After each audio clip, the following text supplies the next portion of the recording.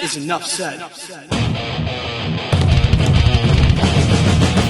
What's up, Heat Nation? Your boy Ernest here. Boom, back with another Miami Heat Talk video. Guys, please help me grow this channel by liking the video. Do not forget to subscribe to the channel. Share on social media. Let your friends know about Miami Heat Talk because we're building to something bigger. And together, let's go on another Miami Heat Talk adventure. I wish we could be happier today, you guys. It's like I tell y'all, every day we wake up, it's a great day. We're already winning if we get up and we leave bed. So we have a lot to be grateful for. However, not grateful for basketball. The Miami Heat fall flat on their faces last night against the Boston Celtics. Heat lose 103-85. Now, I'm sure a lot of us will look at this game. You're playing against Boston. You don't have Tyler Hero. You don't have Jaime Jaquez Jr. And you're thinking, okay, well, chances are the Heat are going to lose. But I wanted to see a fight. I really did. You know, the Heat were winning by 6 after the first quarter, and Boston never looked back. They dominated the second quarter, dominated the third quarter, closed us out at the end. Now, I mean, there are some positive stuff that you can look at last night. Bam Adebayo continuing his unbelievable play as the starting power forward. Gives you 22 points, 12 rebounds, 4 assists, 9 for 10 for the free throw line. So that was really awesome as well.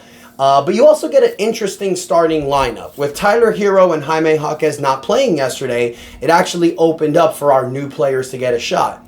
You had Kel'el Ware starting at center, 8.7 rebounds, nothing really to brag about. Bam starts at the 3. Andrew Wiggins, as we all predicted, started as the small forward. The backcourt was very interesting. You had Alec Burks starting as the shooting guard, and Davion Mitchell started as the point guard. So for a lot of people that were calling me crazy saying that Davion can't start as the point guard, he did. Kyle Anderson also played as well. Now here's the thing. Majority of these Heat players had bad games. You know, Bam gives you 22 and 12. Alec Burks, starting as shooting guard, gives you 13 points on 5 for 7 from the field, 7 rebounds, 3 for 5 from the three-point line. Alec Burks, like I've mentioned before, he's a microwave that can heat up anywhere you put him offensively. So I think it was a good showing from him. But everybody else sucked. Like, no other way to say it. Andrew Wiggins gives you 11 points in 30 minutes, 3 for 12 from the field, a negative 22 out there. Horrendous. Gives you 5 rebounds, 5 assists, a block, and a steal, but whatever. Bad game.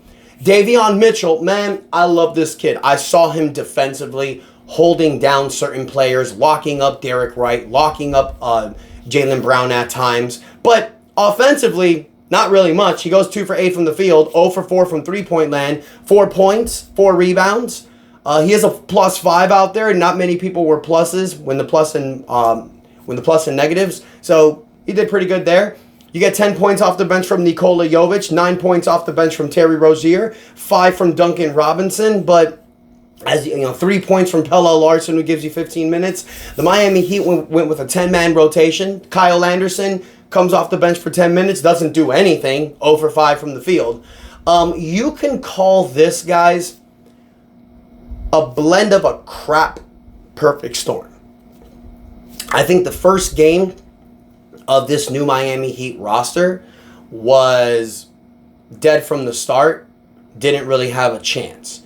You have Tyler Hero and Jaime Jaquez not playing. You're playing against, in their first game together, you're playing against one of the best teams in the NBA, the Boston Celtics. It's Andrew Wiggins, it's Davion Mitchell, and Kyle Anderson's first game. They're getting acclimated. So this is going to be a process. For people thinking that after this trade was made that the Heat were going to go out and go 32-0 these next 32 games, you're fooling yourselves. So this is going to be a process. I do feel like it's going to get better. I know last night was a terrible showing. However, I do feel like it's going to get better. However, it's not going to get better anytime soon because the Heat have a very difficult schedule coming up. You got the OKC Thunder tomorrow, the best team in the West. That's going to be challenging as hell. You also have, your next 6 games, it's going to be very difficult. But the OKC Thunder game tomorrow is going to be tough. You got another game on Thursday. You have a few winnable games after that. But these next 6 games are going to be crucial for the Miami Heat. So if we know anything about this team, the next 6 games, we're most likely going to go 3-3.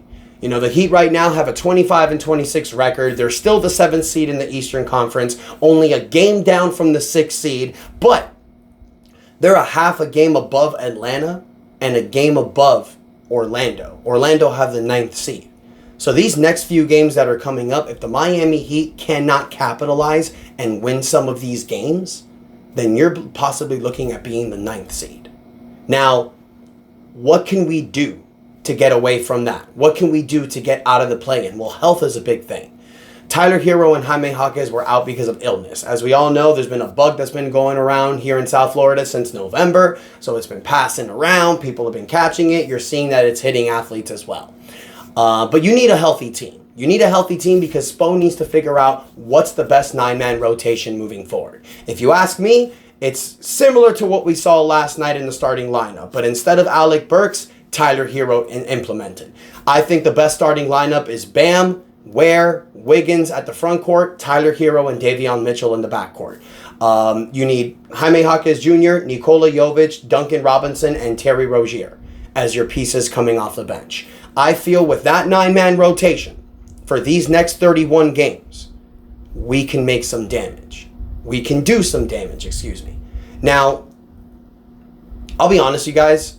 I know after trading for Wiggins, Kyle Anderson, and Davion Mitchell, you look at this team, 32 games left. What's going to happen? You know, maybe some of us are trying to be optimistic and thinking, hey, that he can go 22-10. But let's be real. What we've seen all season long is a very mediocre team. So most likely, you're going to see the last 32 games of the season after yesterday's game. This team will probably go 16-16, maybe 17-15 if we're lucky, 18-14. But the point is, you need to get the hell out of the play-in tournament. If we learned one thing last night, I mean, yeah, Tyler and Jaquez wasn't playing, but this team is not going to contend with the best. This team is not going to win a 7-game series against Boston or Cleveland. Now, anything can happen. I'm not saying I don't believe in this Miami Heat team.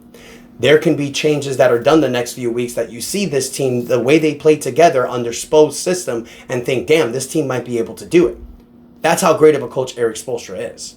But chances are, this is a team that's going to be a building block for something in the future. Right now, it's all about getting our finances in order, which we did after trading for Jimmy. You got to make the playoffs this season, so certain draft picks you have for the future are not sent to other teams.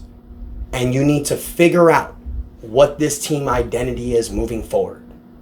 I think this Miami Heat team on paper, this could be a great basketball team, not led by one individual star. These 9 players that I mentioned earlier, Ware, Bam, Wiggins, Tyler, Mitchell, Duncan, Terry Rozier, Nikola Jovic, Jaime Jaquez Jr., these 9 players can effectively provide some of the best basketball we've seen a team play out there with this Miami Heat roster. This is a team that can play amazing team basketball if they just get it together and fall under Spo's system. So I'm really interested in seeing what this team can do for the next 31 games. Can they actually get out of the play-in? Are they a play-in team? So Heat Nation, I want to ask you. Let me know what you guys think in the comments about this roster. Do you think after last night's game, this team is showing that they can't contend? Or do you think it was just a bad night? Let me know in the comments your thoughts, you guys. Don't forget to like, share, subscribe. We're pushing to 6,000 subscribers. I really appreciate everybody's support. And if anything goes down, you guys, you know I'll be here letting y'all know. But until then, your boy Ernest out. And that is enough said.